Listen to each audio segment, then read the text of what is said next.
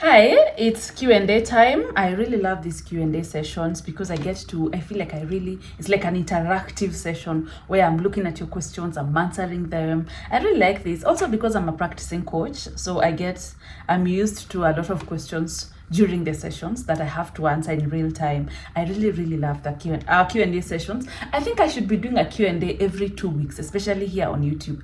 These ones were on Instagram. I asked them on Tuesday, yesterday on Instagram. So I get so many questions. There were so many. So I've decided to just do a YouTube video. Yeah. Yeah, sawa. So the first one, where should we start? So many. This one asks, does long distance relationships last? Long distance relationships can last and they have the ability to last. However, a few things have to be in play. In a long distance relationship, chances are higher for it to last if you already have met the person, you have future plans, and the relationship has a foundation. It's not like someone you met on Facebook dating or on Tinder, and then they're just in Australia, you've never met them, but then you're hoping this will lead to something more. That has lower chances of surviving as compared to someone maybe you met here in Kenya or you met in Dubai or wherever. You talked and then you had a few interactions, even if it's just for a month, and you intend to have another meeting in June, and you intend to do that's different. When you've met someone, or when you have a foundation, or maybe you dated someone and then they had to go abroad to study, but now you're doing long distance, it has a higher chance of surviving as compared to someone you meet on a dating site. You have never met them. I usually discourage my clients, especially over 30, who you'd want to really settle down. I really discourage them from getting into long distance relationships through dating sites, because people lie a lot through these video calls and through texting. And then when you meet that person, you realize, wow, this is not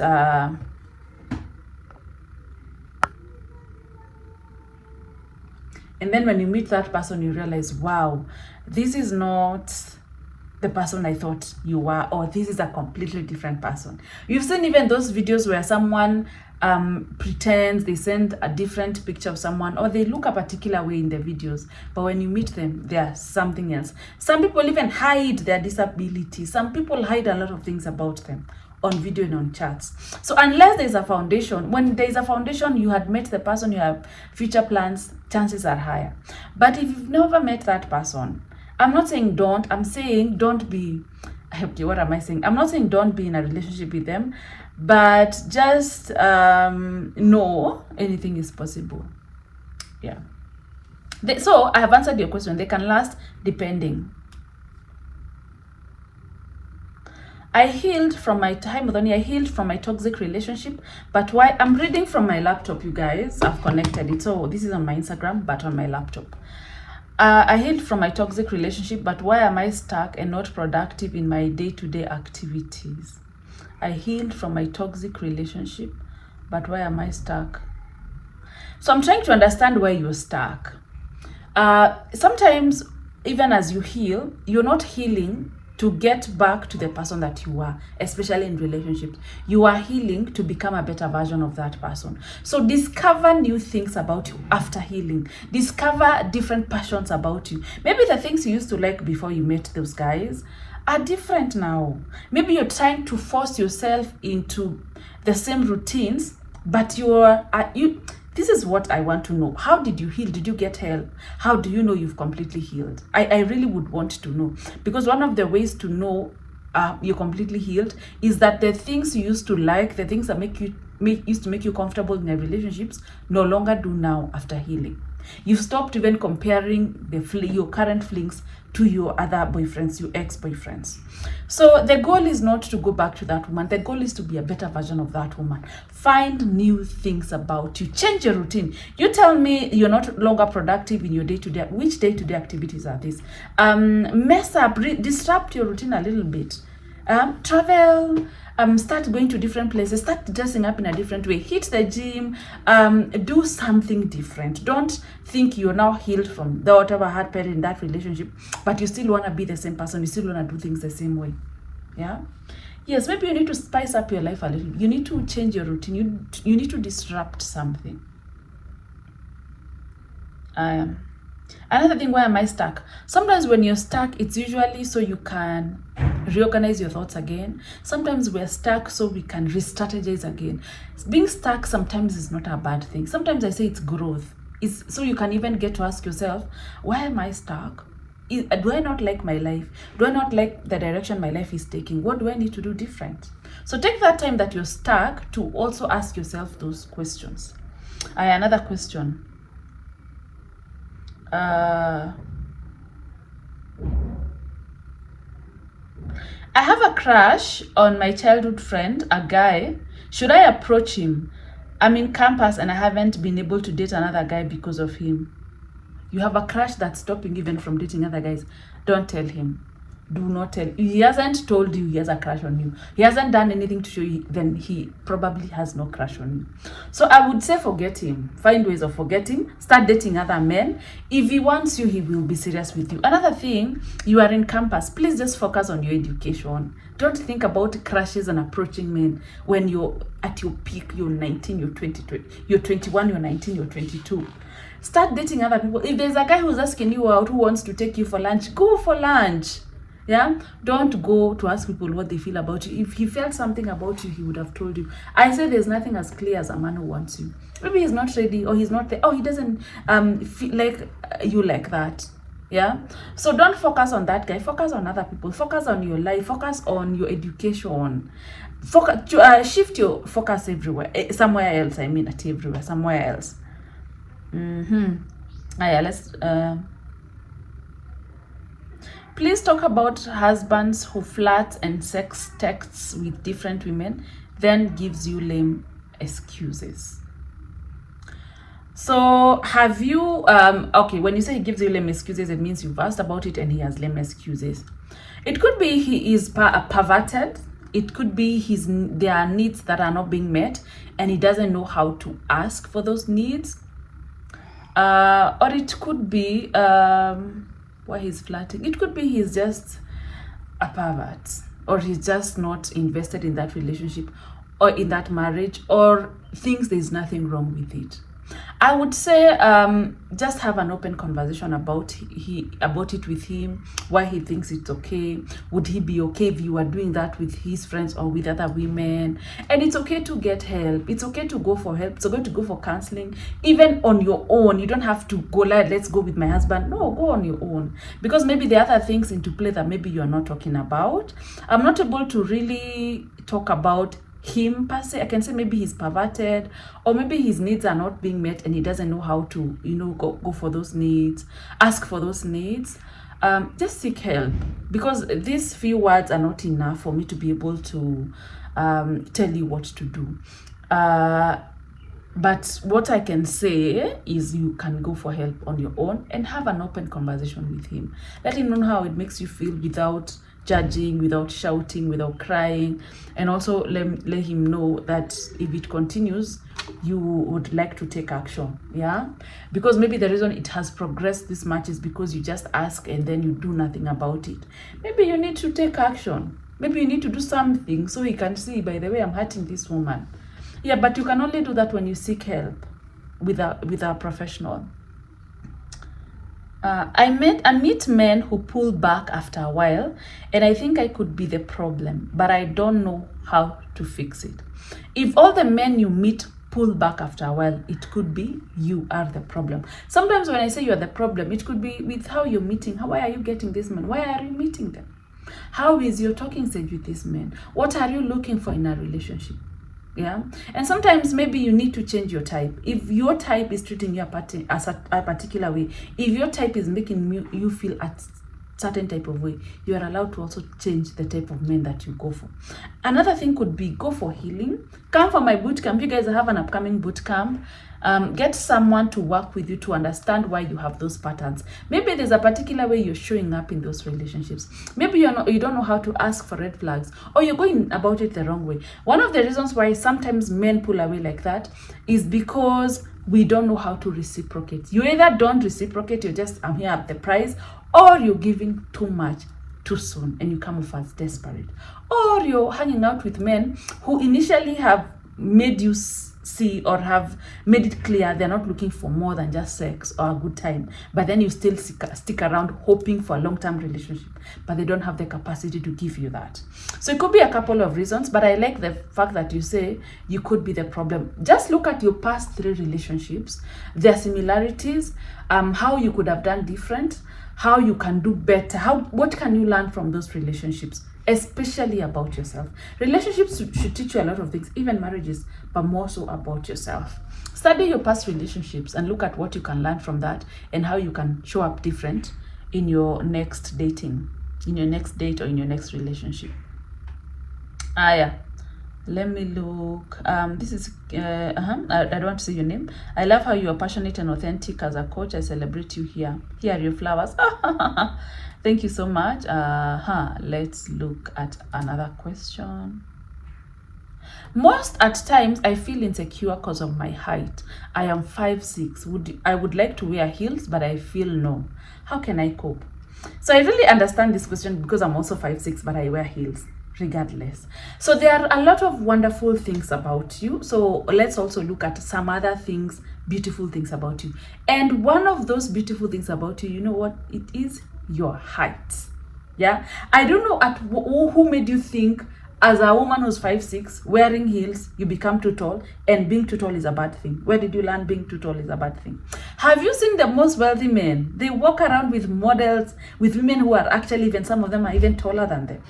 Yeah, so look at other things that you like about your body. And there's a video I did and I said, when it comes to body confidence, it's either you change what you don't like about your body or you embrace it. Personally, I really love my height and I still wear heels. I feel like it's an added advantage. It's one of those things where you can't buy. It's one of those things where you have it or you don't. So think about where did you learn that being too tall is a bad thing? That wearing heels when you're tall, when you become too tall, is not a good thing? And why is it a bad thing? Where did you learn that? And another thing, if you don't like your height, it's okay. Focus on other beautiful things about you. Whether you've worn heels, you're extra tall, they're also, the good things about you are still there even when you're extra tall. So also focus on that. Sometimes a lot of our upbringing, in our lives, a lot of people have pointed a lot of negative things about us, and it's very easy for us to concentrate only on those things. But there are a lot of positive things about us as well that we also need to concentrate on. Sawa. Hello, how can you advise a person who wants to quit a toxic working environment? What can you advise a person who wants to quit? I advise, please come up with a plan. Don't leave without a plan. Don't just wake up and decide to quit your job, because it can also mess with your mental health. So come up with a plan, a 6-month plan, and save, look for another job, think of a side hustle, think of what you will do after. Yeah, don't just wake up and leave. I know what it's like to be in a toxic work environment. I have been there. I know. So they say, the financial experts say, you need to have saved 6 months to a year expenses. This is what it means. The money you're spending now when you're employed to cater for your livelihood, you need to have the same 6 times, where you can live comfortably as if you're employed for 6 months or up to a year. So come up with a plan. Don't just live anyhowly. Start applying for jobs if you're looking for another job, or come up with a plan. Yeah. We say sometimes, when you work, especially for these big corporations, there's usually that talk of uwezi pata job ingine kama hii, it's pensionable. If you don't work for this under this umbrella we're working under, it's very hard to find other jobs. Some of us do not work where you work, and we're successful and we're eating and we're happy. Yeah, so come up with a plan, either savings plan or look for another job, but don't just quit without a plan, because it will also mess with yourself, with your mental health. And then you don't want to leave that job, and then 2 months or 3 months down the line, you're there back to them begging. Yeah, so protect yourself. Be wise while at it. My cousin got married to my ex-boyfriend. My cousin family talks ill about me, which affects me. Please help. Please cut them off. cut them off. Protect your space. It's okay to protect your space. Another thing, don't focus so much on what people are saying about you. You need to separate people's opinions from the facts. You have the facts. You know who you are. You know what you stand for. You know what you are about. They don't. So focus on the facts. Yeah. And another thing, what is the worst thing someone can say about you? What's the worst? And why is it so bad? Because they are the ones that are saying. Why does it carry more weight? Because it's them. The most important opinion about you is the opinion you have about yourself. So I don't want to say your name, but what do you think about yourself? That's the most important opinion. People will say a lot. This is coming from someone who's out here, I'm a public figure. And a lot of things you find people discuss me so much in those groups and in those blogs. But I know who I am. I know the facts. I know why I do what I do. You really have to know who you are. You really have to know the most important opinion about you is the one you have about yourself. Yeah, so you can cut them off. Family is not just blood. Family are people who are in your corner, who want to see you win, who support you, and who don't go getting married to your, people you've been with. Yeah, sawa. Another thing, another question. I struggle with procrastination and inconsistency. For example, I pay the gym, but I rarely go. Yes, a lot of us have been there before. So there is no motivation. I keep saying this. There's no motivation that will wake you up. Go to the gym. I'm psyched. Your motivation should be the results that you're looking for. What results do you want? Why do you want to go to the gym? Because I want to work on my arms, because I want to work on this, because I want to be fit. That is what should take you to the gym. No motivation. That is for procrastinators. Alafu, inconsistency. Divide your days into two. I've said this, morning and afternoon. Have some tasks to do during the morning, others for the afternoon. When you have big goals, for example, you have a goal for the month of March, we're in March, you can divide those goals into weekly goals. For example, if you're thinking of losing weight by maybe a kg by end of March, then what does that mean weekly? What does that mean daily? Maybe you have to cut off on carbs. Maybe you have to drink more water. Maybe you have to if you're planning on saving 10,000 Kenya shillings in March, what will that translate to weekly? How much do you have to save per week or per day to achieve the overall goal? Divide your goals into smaller goals. But most importantly, let your motivation be the results. That is what will get you out of bed. The reason I'm here, I also didn't want to feel like today I was feeling like I just want to sleep. But then I want results. I want to fill my coaching sessions. I want to get fulfilled. I want to give something also to you as my viewer. So, let your motivation be the results you're looking for procrastinators. Another thing is to reward yourself. When you do something nice, reward yourself. Yeah. And sometimes I say you can have consequences. If you've not finished the task you wanted to, then you're not going to watch that show. Back on my listen, you watch. It's also good discipline. Yeah. Another thing is to get an accountability person. For me, especially, my trainer is so annoying. Do you know why she's annoying? Because she calls me. I'm here thinking, today I'm not gonna work out, and then she starts blowing up my phone and texting me. I'm thinking, what is wrong with this woman? But that's why I pay her. Yeah, she's my accountability person. She's like, Modhan, you need to come and work out. Yesterday you didn't come. Or she's like, by the way, today, let's see you tomorrow. And when that day comes, like today morning, she's like, what time are you working out today? So I really have to honor that commitment. Get an accountability. It could be your partner, it could be your friend, it could be someone you go to the gym with. We even have a WhatsApp group for workout, for training. So yeah, so that also, makes you really honor that commitment. Hi, I'm turning 30 this April. Hey, I just got a good job but no serious relationship. I feel I'm running late to settle. Okay, who are you running against? You just got a good job. Please save money, take yourself on holiday, buy yourself designer. You don't have to be designer. Buy yourself nice things. Treat yourself like as someone who's important before you think about settling down. I say forever is a very long time. And you know what it means to settle down? You settle. Yeah. And some of the things, when you settle down, some of the things that you can do as a single lady are not the same things you can do as a married woman. You can't just decide, this weekend I'm going to Mombasa. You're married. You can't just decide, you've gone for dinner with your friends, let's hang out till later. You have to talk to your spouse. Your spouse might not even be okay with you maybe hanging out past some hours. So it's not the same. So you just got a job. Please treat yourself nicely. Enjoy your kasalo before you get there. And another thing, I get the pressure that comes with between 27 and 30. You know, I want to settle down. I'd want to settle down. By the way, when you hit 30, that pressure just goes. When you hit 30, it's not, 30s are so, I really love my 30s. They're so calm and collected. You're sure about yourself. You're making your money. You're just someone different. So let's not age rush you. Get married because you found the right person and because you're psychologically ready, not because of age. Yeah. How do I let a relationship go without feeling hurt? How do I get over it quickly? You get over it quickly by getting help. Come to me. Book one of my packages is dating and relationships. Come. Book 1 session, book 2 sessions, even in a month. Get help if you want to heal, get over it quickly. So I can give you the tools and techniques. So I can give you solution according to your exact situation. So how do I let go? You cannot let go of a relationship without feeling hurt because you've invested your emotions there. You've invested your feelings there. And it's part of being a human being. Sawa? Yeah.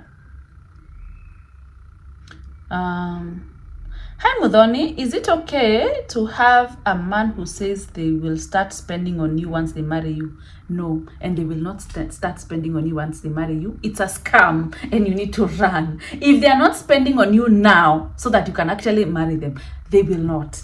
You will be in that marriage singing, oh Mudhoni, I have a stingy husband. My husband doesn't take me on dates. My husband doesn't pay this, doesn't do this. But it didn't start from marriage. It started back there. So no, it's not okay. It's a scam. And then you continue to say, like the guy doesn't take you on dates, never sends money or gifts. They insist to date you and marry you. Okay, they're insisting to date you, but they're not taking you on dates. Okay, make it make sense. Make me understand. I don't get it. I don't. So no, it's a scam. It's a scam. Can you run? I say in most relationships, things don't start wrong. Okay, no, I'm saying it the wrong way. In most relationships, things don't just go wrong. Things start wrong. Tuendele. Hey, so I'm 23. I'm torn in between getting married. This is bombastic side eye. I'm 23. I'm torn in between getting married or focusing on my BS, like your bachelor's. Okay. My BF is ready. Me too, just a little bit tense. 23. Don't get married at 23. Okay. I would prefer you wait till at least 25. Graduate. You're in school campus. Graduate first. Get a job first. Have your own life on your own as a single woman before getting married. I would discourage you to. You know, you're getting married to forever. Ama, you're just getting married for the sake of getting married. Then 2, 3 years down the line, oh, you know, you're not even the man I wanted. Don't joke with marriage. It's a forever. Forever is a long time, chick. Why are you running? Why are you rushing? You're just 23. Take your time. I say, at least finish campus and get a job. Don't let a man rush you. Why is he rushing you? If he really cares about you, he'll wait for you. Yeah? Mudhoni, is it good to quit a job that you're not comfortable with? You can quit any job for whatever reason. Your reasons are valid. I don't know your level of discomfort with that job because you just say a job that you're not comfortable with, but you can quit a job that you feel like it's not serving you. Just make sure you have a plan. Have you saved enough to support you before you get another job? Do you want to do a side hustle and are you ready? Do you have enough savings? Have you started looking for another job? Have a plan. Don't quit blindly. I think hapa nimemaliza hapa, wacha tu. Let's go to the next slide.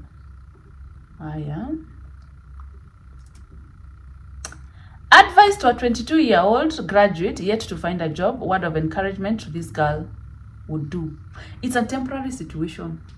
Kukua bila kazi, not having a boyfriend, not having work, going through heartbreak, it's temporary. Keep applying for jobs, keep the faith, and don't be desperate. Sawa, another question. How do I get over a guy who I have a crush on at work and he hasn't made any move yet? Don't approach him. You get over him by focusing on other guys. Let me tell you, the moment you stop focusing on that guy, you realize there are others who would treat you better, who would tell you how they feel about you. Yeah, focus on other people, focus on other men. And this is what I say: the biggest turn off is someone not wanting you. Like you have a crush on him, but he's not crushing on you. That's a turn off. Like, a relationship can't work like that. And don't go telling him or trying to whatever. Pay attention to the guys that are wanting you. I swear, and I can tell you, I'm sure there are guys who say hi to you. There are guys who want more with you, but you're so focused on someone who doesn't want you, who has not want you, who has not laid their intentions clear with you. This is what we do, and this is a reason you need to heal, by the way, if you do this. If a man shows you he doesn't want you, and then you decide you're gonna make it your mission in life to show him what he's missing out on, then you have healing to do. If people decide they don't want anything to do with you, or they are not feeling you, and then you automatically raise their value, you have a problem, sis, and you need to come to me. Another question. When you say women date their fathers, my dad was the best, but I date the worst men. Am I the issue? It could be you are the issue, or it could be sometimes you can have a good dad, but what are some of the things he taught you? That a woman is supposed to be independent, that a woman cannot depend on a man. It could be there are things, he can be a good, but there are things you picked that maybe are the reason your relationships are going on like that. It could also be you had a good dad, so maybe you go into every relationship expecting your dad, people to be good, and maybe you ignore the red flags. You really maybe want to see the good in people because you had a good dad, and then you end up staying with the wrong guys. By the time you're realizing, by the way, this is not the man I want, maybe you're too deep in it. It doesn't necessarily have to be because you had a good dad that automatically your relationships are good. It means you know what a good relationship with a man feels like. Yeah? And a loving relationship. Some of us have had to learn through relationships. So the fact that you know that, use it to your advantage, such that when they start treating you badly, you drop them. And another thing, dating means going from you date this guy, you don't like him, you drop him, you get another one. That is dating. So it doesn't mean the first guy you get, that is supposed to work. And if it doesn't, there's a problem with you. No. That is part of dating. And actually, I really like when women say, you know, I dated another guy, he was so bad, I dated another one even before I get married. I like that. Because you know what it's like to be able to choose what you're looking for. It's not like you settled for the first guy that came into your life. I'm not saying the first guy can be a good guy. You guys get the point. So, am I the issue? It could be you're the issue. It could be you really want to see the good in people because you had a good dad. But then you ignore some red flags. Haya, tusonge. Do you look for a man? Okay, wow, this is 3 questions. Oh, okay, this one I sent 4 questions. I am watching Unhealed Childhood Trauma episode 7. Oh, the series I did about why your relationships are not working.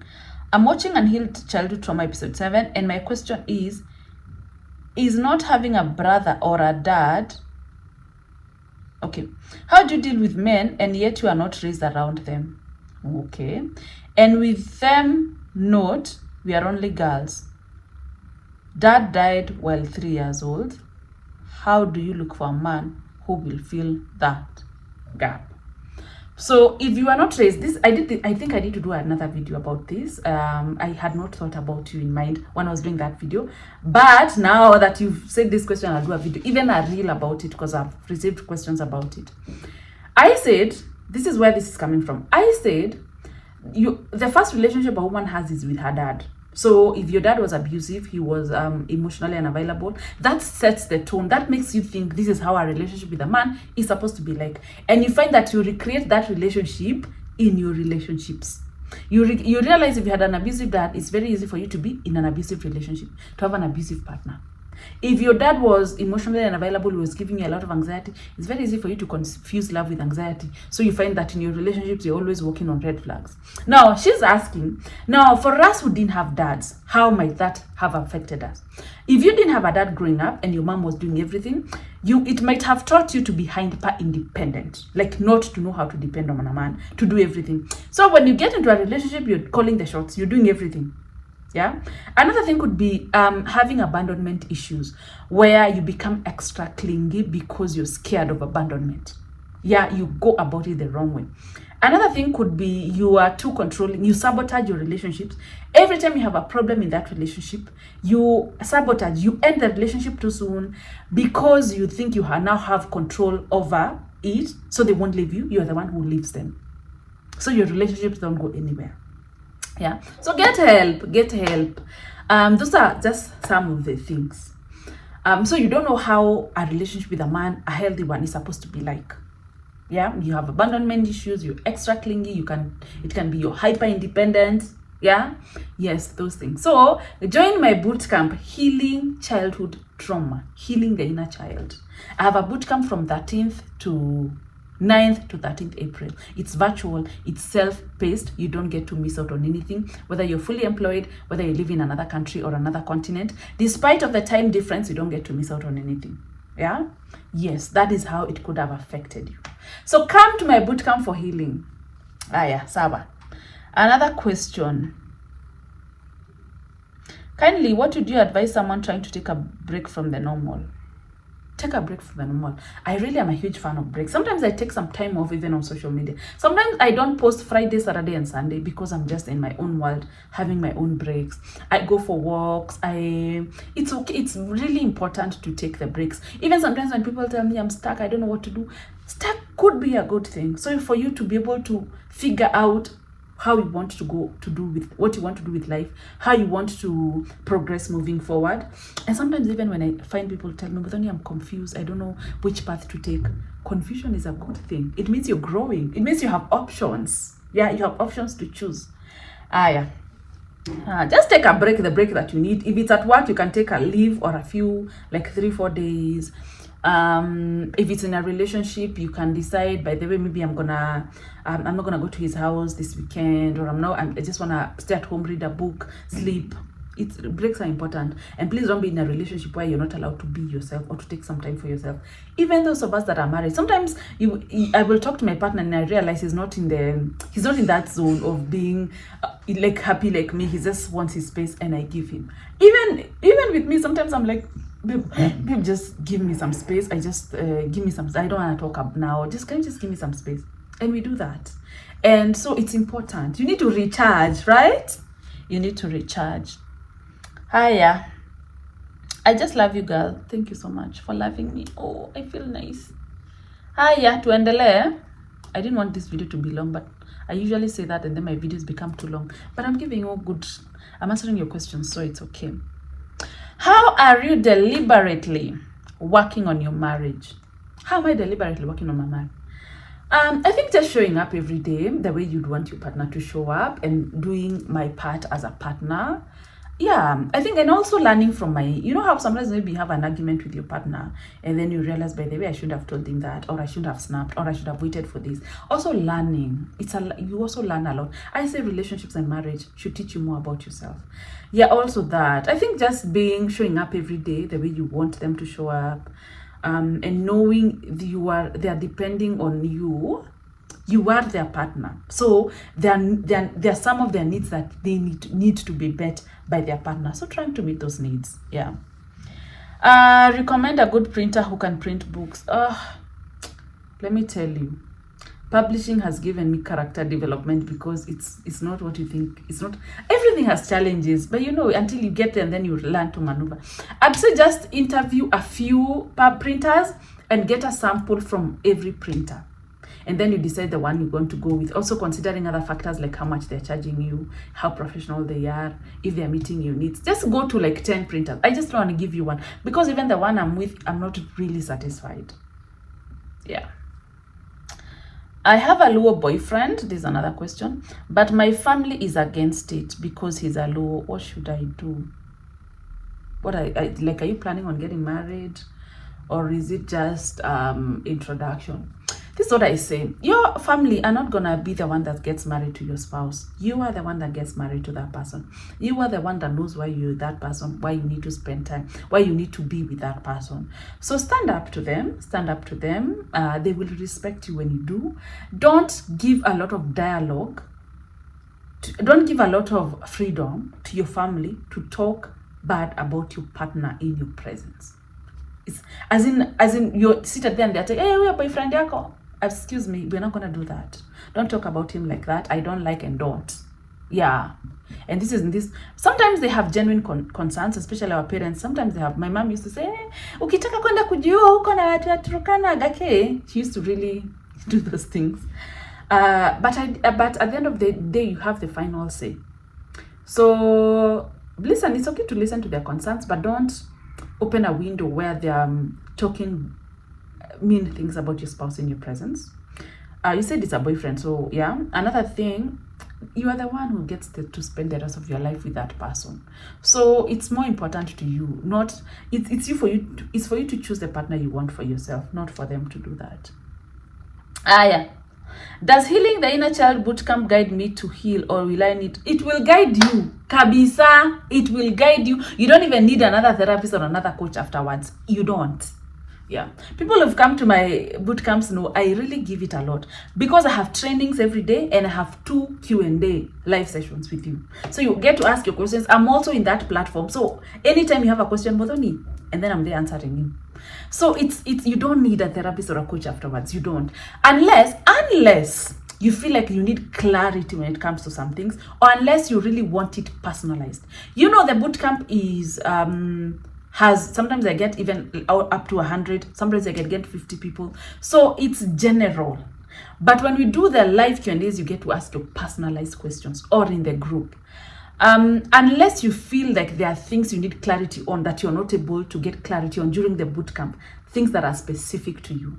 So come for the bootcamp, and I'll tell you, the bootcamp is 3,500. A good therapist or a coach will charge you around 5K per session. That's how much I charge. So come for the camp first, and if you feel like you need more, then you can get more. But don't dismiss it. It really works. I get a lot of good feedback, and I actually bump into people, and people write to me who did my camps, who it worked for them 100%. Okay, how do you heal in an environment that you got hurt? I got involved with a colleague. He's into a new colleague. You just heal normally. And you don't give people access to you just because you're colleagues. You don't have to talk to him, especially if you're not working together. You don't have to have any dialogue with that person. Yeah? Another thing, if he's into a new colleague, please just protect your space. Protect your space, the space you're in. And the fact that it ended is closure enough. The fact that they're dating someone else doesn't mean they're better than you, doesn't mean you're worse off, doesn't mean anything. Don't read too much into it. Relationships end whether you're colleagues or not. The same way you handle a relationship, where it's not with a colleague, is the same way you handle it. You don't have to give them access to you. And the fact that you're working together, it can just be, communication can be through emails. Once you do a presentation, maybe in front of your boss, maybe on your Tuesday, Monday morning meetings, that's it. It doesn't have to be over. It doesn't have to be above that. As in, doesn't have to be extra. Yeah. The worst thing is, with working with a colleague, you might not be able to go no contact, especially if you work together directly. But all other rules apply. They apply. Is it true that no one gets complications of uterus if they don't give? That one gets? Really, is it true that one gets complications of uterus if they don't give birth at 40? At 25. At 25. I have friends who are giving birth at 40. I had my first child at 34. Hello? And I didn't get any complications. No, please, let no one lie to you. Don't rush because of that. I have a strong character. I usually have a problem with someone telling me I have a strong character. I have a strong character. Is it a good or a bad thing in a relationship? Is that a reason enough not to date? For me, a strong character is someone who opens up, is someone who's vulnerable. That is strength. If for you, a strong character is having the wall and the mean personality, excuse me, what are you telling me? That's not strength, that is weakness, sweetheart. Because the moment someone knocks that wall down, inside is a broken, scared little girl. So what do you define by what is a strong character? I really would want to hear from you. What's a strong character? Hiya. An advice on how to deal with toxic people at work, places, and the management is only one-sided. Let me say this. You don't have to work there. You don't have to work there.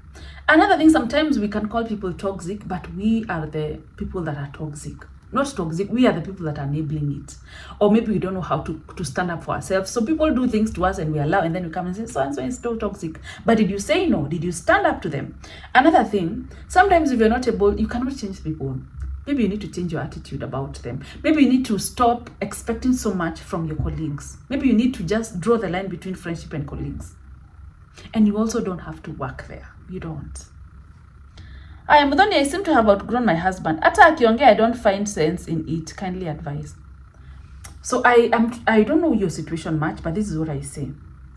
No one has made you the moral cop, police of I'm better than you. What are you, as in, there is a problem when it comes to that. Why are you with this person in the first place? Another thing, when you're married to someone, please hold space for them.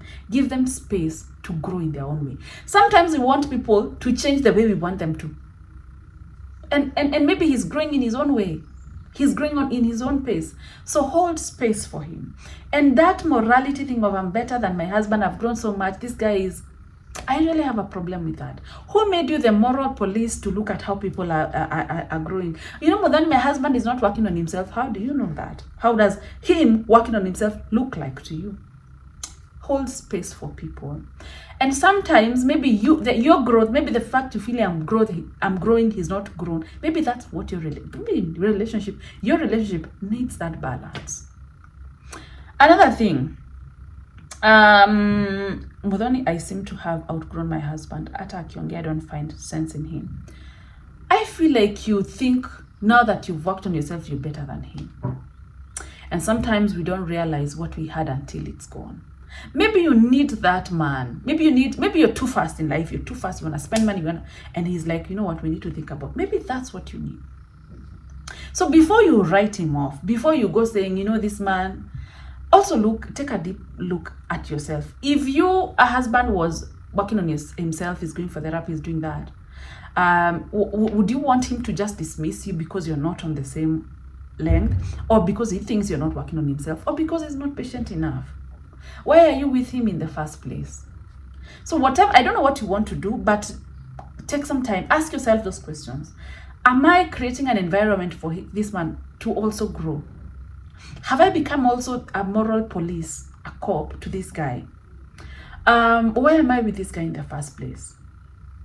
Yeah, before you throw everything away.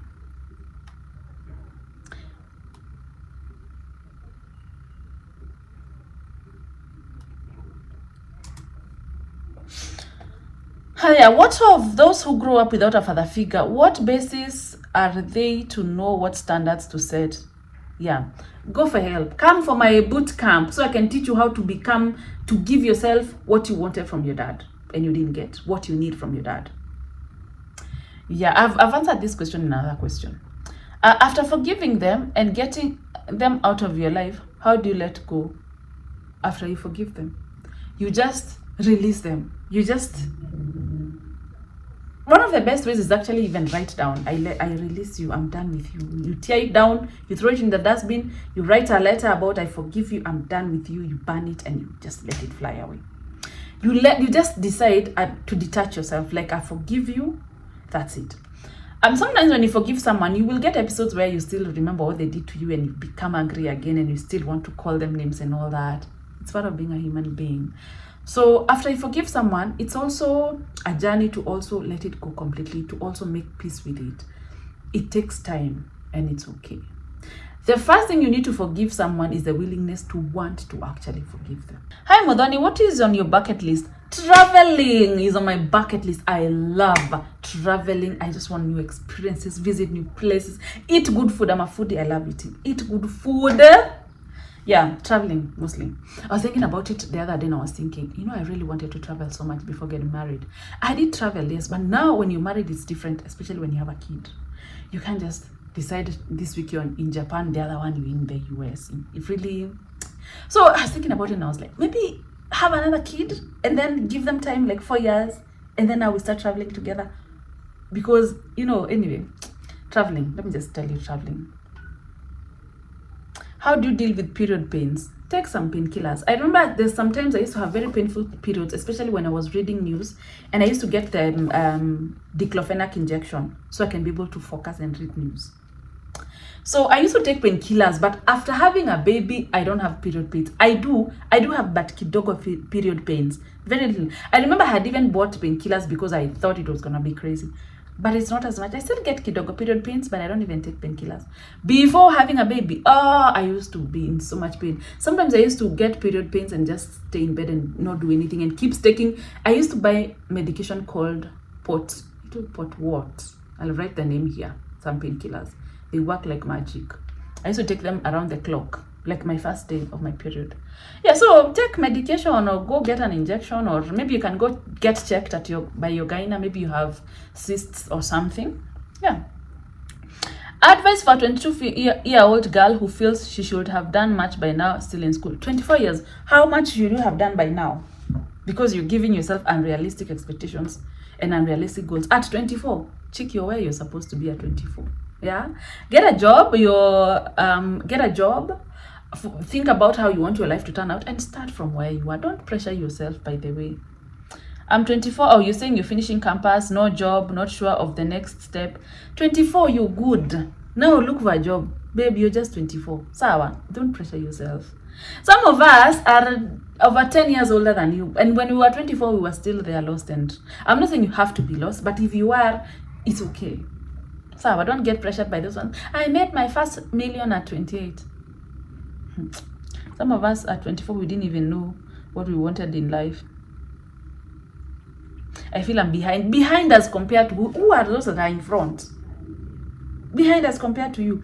Your competition is who you were last year, is who you were a few years ago, is who you were last month, not someone else. Aya. Another, hey girl, do you know any high school dropouts wanaweza rudi kusoma?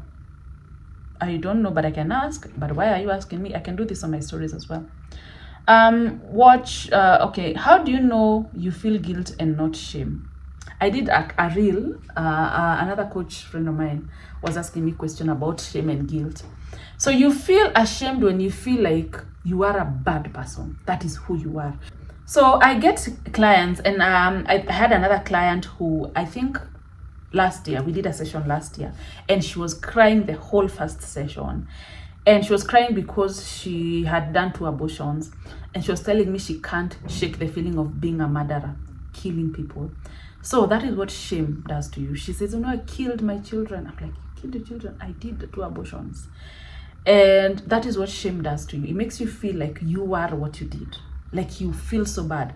If you did something you are not proud of, you made a mistake, it makes you think that is who you are, a coward, you are this. That is shame. Guilt makes you think, I feel so guilty. Guilt is a good thing, that's what I say, because it means next time, you already know, by the way, I shouldn't have done this, so next time I won't do it.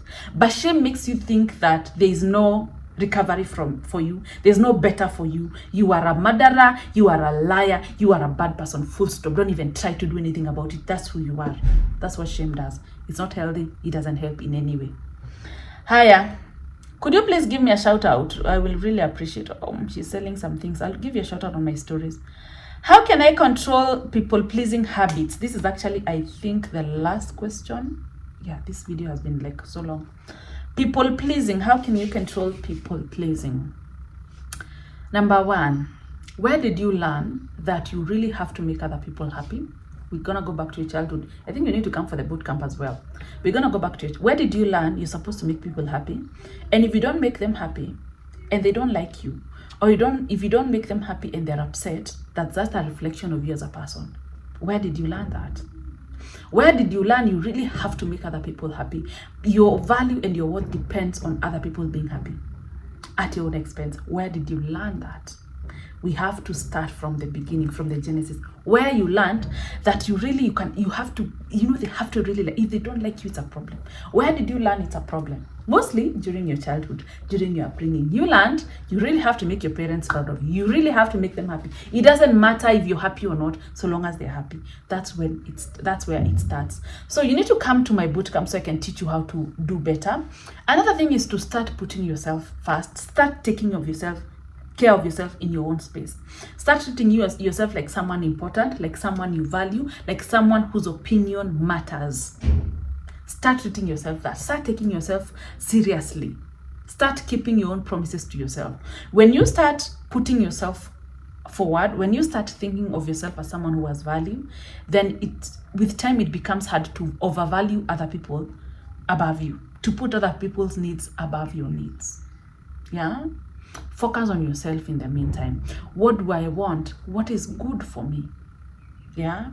And especially every time people please us, we usually think that thing we are being asked to do or we have to do, we think no one else can do it, or we think if we don't do it, it won't be done. That's not true.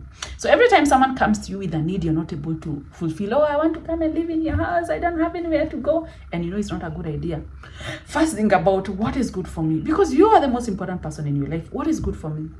I don't think I want another person in my house. Good. That's what you tell them. By the way, at this point, I'm not able to host you, but there are affordable housing nimeona mahali. Or have you tried talking to your relatives? Ama you can first go back to the village, you talk to your mom. You can help someone without sacrificing yourself. Yeah.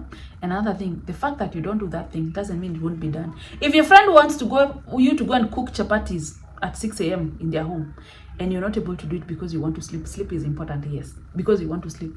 Let me tell you, in that function, there'll be chapatis, even if you cooked or not. Sometimes you want to feel that sense of importance. You don't want them to feel at your own expense. This is what we do. We please people. We do things. Maybe someone comes borrowing you 20K. You give them, and then you realize you've given all your entire life savings. And then you're there resenting that person and hating them and feeling bad about yourself. So crazy. So where did you learn that? And sometimes when you go through trauma, sometimes we're still in that cocoon of trauma.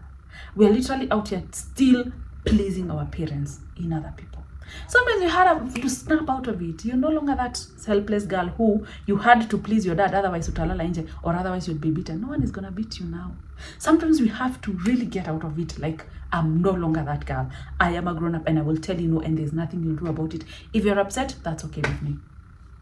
The fact that someone is upset when you tell them no or when you put boundaries is not a reflection of who you are as a person. It's not. So that's the final of the questions. I feel, it's been a lot, but I really love answering your questions. So if you have anything to do with daddy issues, you feel you have a gap, you need to come to my bootcamp. If your relationships are a mess, you need to come to my bootcamp. If you feel there's something you want to improve on in terms of your relationship with yourself, you want to date better, you want to be happy, you want to stop being that girl who was called names, you want to stop being so scared, you want to stop pleasing people so much, you want to stop walking on eggshells, to stop walking around with anxiety, you need to be part of my bootcamp.